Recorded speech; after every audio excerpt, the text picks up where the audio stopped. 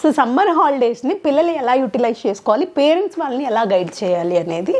నిజానికి వాళ్ళు అది అల్లరి చేసే వయసు కాబట్టి మనం యాక్సెప్ట్ చేయాలి. ఒక్కొక్కళ్ళ ద్వారా నిల్చోబెట్టి పిల్లల్ని పబ్లిక్ స్పీకింగ్ స్కిల్స్ అది మనం పిల్లలకి అలవాటు చేయలేకపోవడం వల్ల ఈ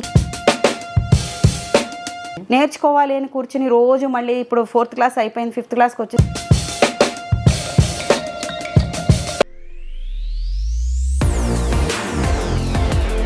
నమస్తే, వెల్కమ్ టు మిర్సాన్ టీవీ.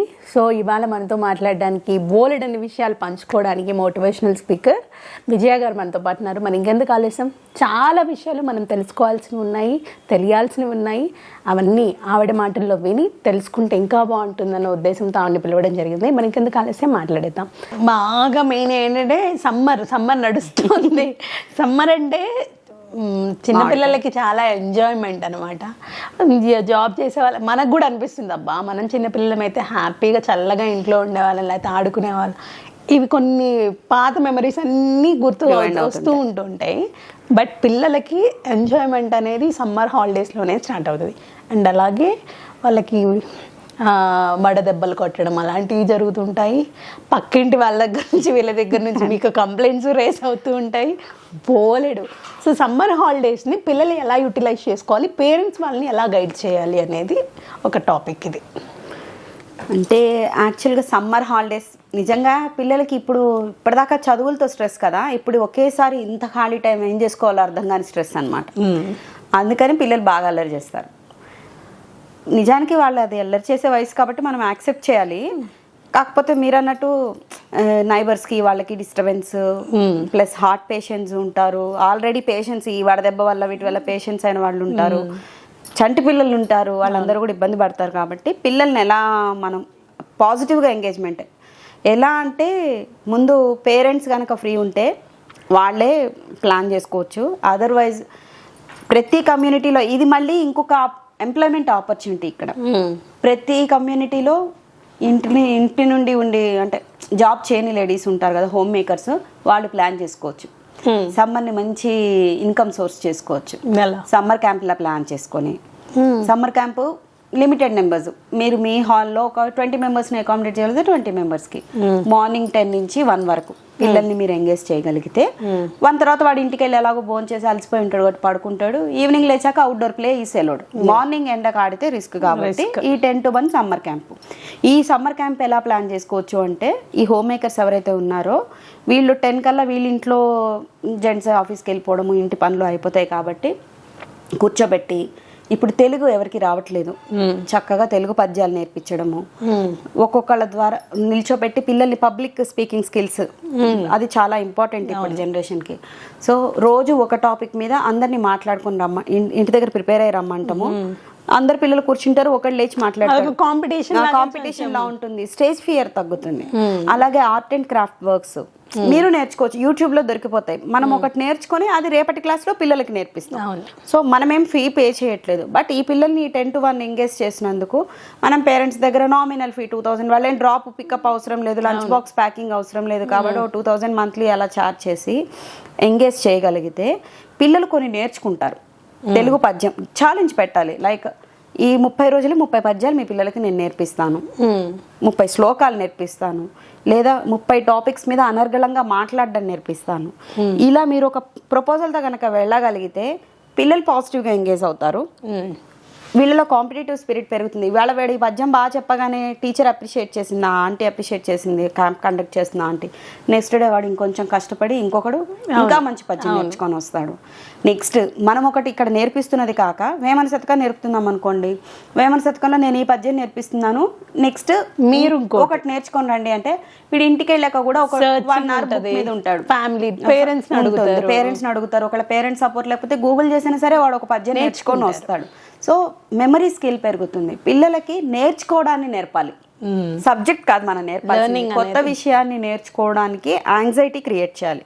అప్పుడు ఆటోమేటిక్గా పాజిటివ్గా ఎంగేజ్ అవుతారు. అలా ఎంగేజ్ అయిన పిల్లలు వాళ్ళతో పాటు వాళ్ళు చుట్టూ ఉన్న ఎన్విరాన్మెంట్ని కూడా కామ్గా ఉంచుతారు. అది మనం పిల్లలకి అలవాటు చేయలేకపోవడం వల్ల ఈ ఖాళీ టైం ఏం చేయాలో అర్థం కాక వాళ్ళు హైపర్ అయిపోయి పక్క వాళ్ళ తలుపులు దబదబా కొట్టేయడము, అపార్ట్మెంట్లో కుండీలు పగలగొట్టేయడము, పక్క ఇంటికి వెళ్ళి గొడవ చేసేయడము, వాళ్ళ సామాన్లు తీసుకొచ్చేయడము, ఇవన్నీ చేస్తుంటారు. అందుకని పిల్లల్ని ఎంగేజ్ చేయడం చాలా చిన్నది తెలుసా. ఇప్పుడు 3 ఏళ్ల పిల్లలు ఉన్నారు, వాడు పరిగెడుతూ ఉంటాడు, ఒక చోట కూర్చోడు. వాడికి నువ్వు ఒక కప్పుడు పల్లీలు ఇచ్చి, పెప్సీ బాటిల్స్ ఉంటాయి కదా, పెట్ బాటిల్, ఆ పెట్ బాటిల్ ఇచ్చి ఒక్కొక్క పల్లి గింజ అందులో వేయమని చెప్పు. అరగంట కూర్చుంటాడు వాడు కదలకుండా.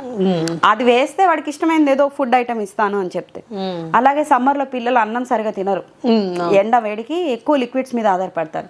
సో వాళ్ళకి ఇచ్చే ఫుడ్ కూడా ఎక్కువ వాటర్ కంటెంట్, మజ్జిగ అన్నం ఎక్కువ, మజ్జిగ రసం చేసి ఇవ్వడము, కొబ్బరి నీళ్ళు ఇవ్వడము, చెరుకు రసం ఇవ్వడము, బార్లీ వాటర్, అలా వాటర్ కంటెంట్స్ ఎక్కువ ఇచ్చుకుంటూ పిల్లల్ని ఎంగేజ్ చేస్తున్నాము అన్న విషయం వాళ్ళకి అర్థం కాకుండా ఎంగేజ్ చేయాలి. వీళ్ళు నాకు ఇది నేర్పించడానికి ట్రై చేస్తున్నారు అంటే వాడు డిఫెండ్ చేస్తాడు. స్కూల్కి వెళ్ళి కూడా అలాగ చదువుకోవాలి కదమ్మా, ఇప్పుడు కూడా చదువుకోవాలి. అలా కాకుండా కాంపిటీషన్ మోడ్లో, అరే వాడు 10 పద్యాలు నేర్చుకున్నాడు రా, నీకంటే చిన్నవాడు, నువ్వు ఒకటి ఎక్స్ట్రా నేర్చుకుని వాడికి నేర్పించాలి అనే స్పిరిట్ క్రియేట్ చేయాలి. వాడే బెటర్ నీకంటే అనకూడదు, అవును, ఆ మాట అనకూడదు.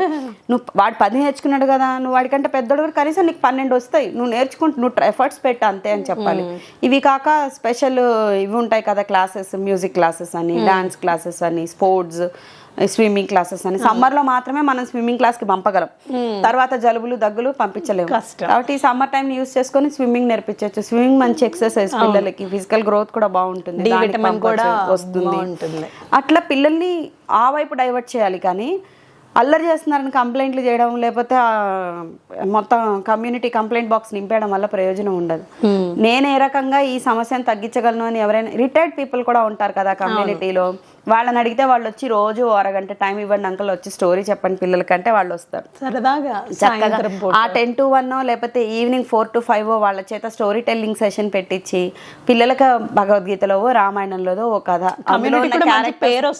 క్యారెక్టర్స్ తో సహా చెప్పిస్తే ఆ పిల్లలు అవి గుర్తు పెట్టుకున్నారా లేదా 3వ రోజు ఈ తాతగారే అడుగుతారు మళ్ళీ, అరే చెప్పండి రా ఎవరికి గుర్తుందిరా అని అడిగినప్పుడు వాళ్ళ చెప్పగలిగారు అంటే పిల్లలు ఇంకా కనెక్ట్ అయి ఉంటారు. టీవీలకి దూరంగా పిల్లలు ఎంగేజ్ అవ్వాలి. మన గ్రాండ్ పేరెంట్స్, సపోజ్ ఇప్పుడు నేనే ఉన్నాను, మా అత్తగారు మామగారు మా అమ్మ నాన్న ఇమ్మీడియట్లీ అవైలబుల్ ఉండకపోవచ్చు, కానీ కమ్యూనిటీలో ఉన్న ఎల్డర్ పీపుల్తో వీళ్ళని అటాచ్ చేయడం నాకు ఈజీ కదా. అలా చేయండి. అలా చేయడం వల్ల ఏమవుతుందంటే పిల్లలు హాలిడేస్ని ఎంజాయ్ చేస్తూ నేర్చుకుంటారు. నేర్చుకోవాలి అని కూర్చుని రోజు మళ్ళీ ఇప్పుడు 4th క్లాస్ అయిపోయింది, 5th క్లాస్కి వచ్చేసావు, నీ 5th క్లాస్ టెక్స్ట్ బుక్స్ వచ్చినాయి, సమ్మర్లో మొత్తం చదివేయాలి, నువ్వు సిలబస్ మొత్తం నేర్చుకోవాలి, క్లాస్ ఫస్ట్ రావాలంటే ఎవరికి ఇంట్రెస్ట్ ఉండదు. ఎలాగో స్కూలింగ్ లో కోవిడ్ టైంలో ఎలా ఉన్నారు ఇంట్లో? కోవిడ్ టైంలో ఎలా ఉన్నారంటే కోవిడ్ టైంలో తప్పదు కాబట్టి ఉన్నారు. అందుకే కదా కోవిడ్ టైంలో కూడా చాలా డిస్టర్బెన్సెస్, డివోర్స్ అయిన సీన్లు ఉన్నాయి తెలుసా కోవిడ్ లో. అవునా? భార్య భర్త పోట్లాడుకొని ఉండలేక ఒకే ఇంట్లో రియల్ గా మొహాలు చూసుకుంటూ ఉండలేక విడిపోయిన వాళ్ళు ఉన్నారు, లేదా ఒకళ్ళ మీద ఒకళ్ళకి బీభత్సమైన ఫ్రస్ట్రేషన్ వచ్చి కొట్టుకున్న వాళ్ళు ఉన్నారు. ఎవ్వరు ఒకే ఎన్విరాన్మెంట్ లో ఎక్కువ రోజులు ఎంగేజ్ అవ్వరు, అది హ్యూమన్ నేచర్. సో మనం దాన్ని డైవర్ట్ చేయాలి. ఇప్పుడు మార్నింగ్ 9 నుంచి ఈవినింగ్ 4 వరకు ఎండ పెరిగే టైము, పిల్లలు బయటకు వెళ్ళకూడదు. వాళ్ళందరూ టీవీకి అతుక్కుపోవడము, మొబైల్కి అతుక్కుపోవడము ఎవరికి ఇష్టం లేదు. మీ కమ్యూనిటీలో ఎవరైతే హోమ్ మేకర్స్ ఉన్నారు, ఎవరైతే ఎఫర్ట్స్ స్కూల్ టీచర్స్ గా వర్క్ చేసి, ఇప్పుడు ఈ సమ్మర్ లో టీచర్స్ కి పేమెంట్ ఉండదు, వాళ్ళని అడగచ్చు. మళ్ళీ వాళ్ళకి కూడా రోజు హోంవర్క్లు రాయించండి, క్లాస్ వర్క్లు రాయించి, వాళ్ళకి ట్యూషన్ లా అయిపోతుంది కాబట్టి వాళ్ళకి చెప్పాలి, ఇట్లా మా పిల్లలకి ఏదైనా ఎంగేజ్ చేయండి, నేను మంత్లీ ఇంత పే చేయగలను, మీరు గ్యాదర్ అవ్వండి. ఇవన్నీ ఏంటంటే విత్ ఇన్ కమ్యూనిటీ ఎంప్లాయ్మెంట్స్. ఇది కానీ మెయిడ్ కుకింగ్ హెల్ప్ కానీ, ఇది లేకపోతే ఏదైనా లాండ్రీ సపోర్ట్ కానీ, ఇప్పుడు ఐరన్ చేసే వాళ్ళు ఉంటారు, వాళ్ళందరి బట్టలు వాళ్ళు వచ్చి ఇంటింటికి వచ్చి కౌంట్ చేసుకొని తీసుకెళ్తూ ఉంటారు. ఇప్పుడు ఇద్దరు వర్కింగ్ అయితే ఇవ్వలేము. సో మనమే వీళ్ళందరివి ఒకళ్ళు సార్ట్ అవుట్ చేసుకొని వాళ్ళ దగ్గర బాక్స్ వైజ్ డోర్ నెంబర్ వేసేసుకొని పెట్టుకొని ఆ లెక్క చూసి ఇవ్వడం వరకే వాళ్ళు వర్క్ డెలిగేట్ చేసుకొని ఈచ్ బాక్స్కి ఇంత చార్జ్ చేయొచ్చు. అది కూడా ఎంప్లాయ్మెంట్. ఇప్పుడు పెద్ద కమ్యూనిటీస్లో మనిషి ఏ రకంగా ఉపయోగపడగలము అని ఆలోచించుకుంటే 1,00,000 ఉపయోగాలు. కానీ మనం ఏంటంటే జాబ్ అంటే ఇంట్లో నుంచి బయటికే వెళ్ళాలి, ఎర్నింగ్ అంటే వెళ్ళి తెచ్చుకుంటేనే మనకు రెస్పెక్ట్, అది కాదు. డిగ్నిటీ ఆఫ్ లేబర్ చూడాలి. మనం చేసే పని మనం అవతల వాళ్ళని నష్టం చేయనప్పుడు, కష్టపెట్టనప్పుడు, మనకు అది ఆదాయాన్ని ఇస్తున్నప్పుడు అది జాబే. అలా ఆలోచించగలిగితే పిల్లల్ని ఎంగేజ్ చేయొచ్చు. ఇక్కడ ఎల్డర్లీ పీపుల్ లోన్లీ ఫీల్ అవుతుంటారు. పిల్లలు US లోనో అక్కడ ఇక్కడ సెటిల్ అయిన సీనియర్ సిటిజన్స్ ప్రతి ఫ్లాట్స్ లో ఉంటారు. వాళ్ళు పిల్లలతో కనెక్టెడ్ అయి ఉంటారు కదా, వాళ్ళు వాళ్ళ పిల్లల్ని మిస్ అవ్వరు, వాళ్ళు కూడా ఫ్రీ అయిపోతారు. ఇక్కడ చేయాల్సిన పర్సన్ ఎవరంటే ఈ స్కూల్ టీచరో లేదా సో కాల్డ్ హోమ్ మేకర్ ఉన్నారు, వాళ్ళు ఇనిషియేట్ చేసుకుని వెళ్ళి so and so aunty uncle కలిసి ఇలా నేను సమ్మర్ క్యాంప్ కండక్ట్ చేద్దాం అనుకుంటున్నాను, మీ హెల్ప్ కావాలి, మీ టైం కావాలి, నేను ఇంత ఫీజు తీసుకుంటున్నాను, నేను మీకు ఇంత షేర్ చేయగలను, ఫలానా ప్లేస్ లో పెడదాం, లేదా కమ్యూనిటీలోనే పోస్ట్ చేసి క్లబ్ హౌస్ లోనే కండక్ట్ చేయొచ్చు క్లాసెస్. అలా ప్లాన్ చేసుకోవాలి.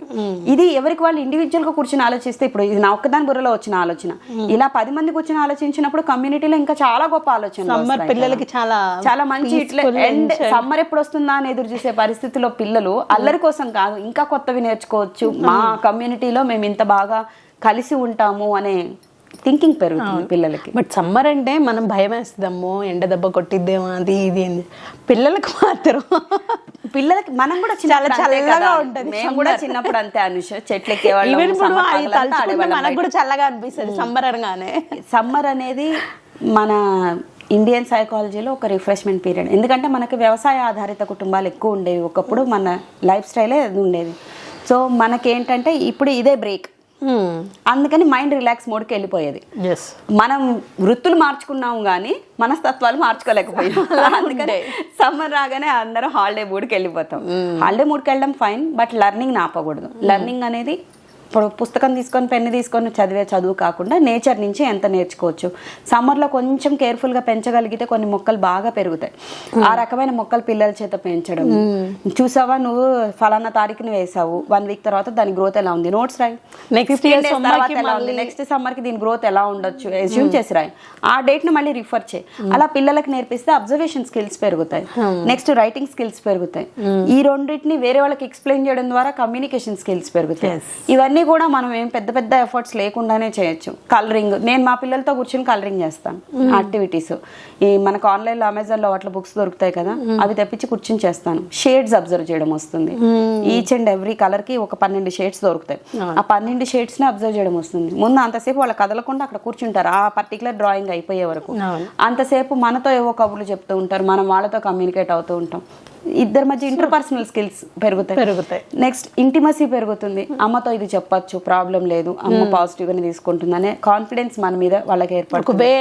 ఏదైనా వాళ్ళకి నేను టీచ్ చేయాలనుకుంటే నేను అప్పుడు చెప్తాను, నాన్న మీరు ఇలా చేస్తున్నారు, ఇది చేయకుండా ఉండాల్సింది, ఇది ఆ రోజు ఇలా చేయడం వల్ల మీకు ఇక్కడ ఇలా ఇంపాక్ట్ అయిందని చెప్పడం. వాళ్ళు పేషెంట్ గా వింటారు, ఎందుకంటే అక్కడ వాళ్ళకి ముందు అది కంప్లీట్ చేయాలి. ఇది ప్యాసివ్ గా వింటారు. అలా రిలేషన్ ఎస్టాబ్లిష్మెంట్ కి కూడా యూజ్ అవుతుంది. ఇవన్నీ కూడా సమ్మర్ లో ప్రతి పేరెంట్స్ పాసిబిలిటీ ఉంటే parents, otherwise with someone's help, ఇవన్నీ చేయొచ్చు. సో చూసారా, సమ్మర్ని కూడా కూల్గా పిల్లల్ని ఎంగేజ్ చేయడం, వాళ్ళని ఎంజాయ్మెంట్, అలా అని ఎంజాయ్మెంట్ తగ్గించేది కాదు, ఎంజాయ్కి ఎంజాయ్ ఉంటుంది, ఎంగేజ్ చేయడంలో కూడా తోడ్పడే ఒక మంచి సలహా మీరు ఇచ్చారు. నిజంగా దీనికి థ్యాంక్ యూ సో మచ్. ఎందుకంటే చాలామంది పేరెంట్స్ ఆలోచిస్తూ ఉంటారు, ఏం చేద్దాం సమ్మర్ స్టార్ట్ అయిపోయింది, అమ్మ పేరెంట్స్ ఇంటికి పంపిద్దామా, కదండి వాళ్ళు మాత్రం అక్కడికి పంపిస్తే పిల్లలు ఎలా ఉన్నారు. ఇప్పుడు పల్లెటూళ్ళకి పంపుతుంటారు తిరుగుతుంటే, ఈ మధ్య పల్లెటూళ్ళలో ఏంటంటే వడదెబ్బ ఒకటి, కుక్కల భయం ఒకటి, ఇలాంటి చాలా జరుగుతుంది. సో అది కూడా భయపడిపోతూ ఉంటారు. సో వద్దులే మన దగ్గరే ఉంచుకుందాం, బట్ ఎలా మేనేజ్ చేయాలని ఆలోచిస్తుంటారు. అది వాళ్ళకు ఒక సొల్యూషన్ అయితే వచ్చింది. మనం ఆలోచించి మనం అడగచ్చు. కొందరు ఏంటంటే అవతల వాళ్ళు వచ్చి అడిగే వరకు సమ్మర్ క్యాంప్ గురించి మళ్ళీ చదువుకున్న స్కూల్కే సమ్మర్ క్యాంప్ పంపిస్తాం చాలా చోట్ల. దానివల్ల పిల్లలు హ్యాపీగా ఉండరు. ఎందుకంటే మళ్ళీ సేమ్ ఏంటికల్లా లేవాలి, రెడీ అవ్వాలి, బాక్సులు కట్టుకోవాలి, వెళ్ళాలి. దానికంటే మీరున్న కమ్యూనిటీలో మీరే మాట్లాడుకోండి, విత్ ఇన్ కమ్యూనిటీ డిస్కస్ చేసుకొని ఎవరు బాగా ఇంట్రెస్టెడ్గా ఉన్నారు. కొందరికి పిల్లలతో ఆడుకోవడం బాగా మహా చెడ్డ ఇష్టం ఉంటుంది. 24 గంటలు ఉన్న వాళ్ళకి పిల్లలు తీసుకెళ్ళిపోతుంటే అయ్యో తీసుకెళ్ళిపోతున్నారా అనే మైండ్ సెట్ లో. అలాంటి వాళ్ళు 2-3 మీ కమ్యూనిటీలో ఉండకపోరు ఉంటారు. ఆ 2-3తో గనక మీరు మీ పిల్లల్ని అటాచ్ చేయగలిగితే సమ్మర్ అనేది the best period of their complete calendar year అవుతుంది. అంతవరకు గ్యారంటీ ఇవ్వగలం. కాకపోతే ఆ పర్సన్ ని మీరు ఫైండ్ అవుట్ చేయాలి. ఇది మీరు అపార్ట్మెంట్ కమ్యూనిటీలోనో ఇలా డిస్కస్ చేసుకొని గ్రూప్స్ లో మాట్లాడగలిగితే బాగుంటుంది, నేను ఇలా ఎంగేజ్ చేయాలనుకుంటున్నాను, నేను ఇంత పే చేయగలను, anybody is there to help me అని చిన్న ఎంక్వైరీ పోస్ట్ చేస్తే I want this kind of help అంటే ఎవరో ఒకళ్ళు రెస్పాన్స్ వస్తుంది. సమ్మర్ లో కాకపోతే మనం ఏంటంటే స్కూల్ వాళ్ళు పెడితేనే సమ్మర్ క్యాంపు లేదా పెద్ద పెద్ద బ్యానర్లు కట్టి చేస్తేనే సమ్మర్ క్యాంపు, ఆ మైండ్ సెట్ డబ్బు వృధా, పిల్లలకి సేమ్ స్ట్రెస్ అట్లా బయటికి పంపకుండా విత్ ఇన్ కమ్యూనిటీ ఇలా ప్లాన్ చేసుకోవడం అన్నది మంచి ఆలోచన. But good idea. ఒకప్పుడు క్యాంప్ అంటే ఎంతసేపు టూర్స్కి వెళ్ళడం, ఎంజాయ్ చేయడం, పార్క్ ఇవే ఉంటుంది. బట్ ఇప్పుడు క్యాంప్ అంటే ఇలాంటి ఒక మంచి ఆలోచన, ఎంగేజ్మెంట్ పిల్లలకి అనేది good idea. So thank you so much. Thank you. So చూసారు కదా, విజయ గారు బోలెడన్ని విషయాలు మనతో షేర్ చేసుకుంటూనే ఉన్నారు. మరో కొత్త టాపిక్తో మళ్ళీ మీ ముందుకు వస్తాను. అంటే దాన్ని keep watching. This is Anusha signing off. By by.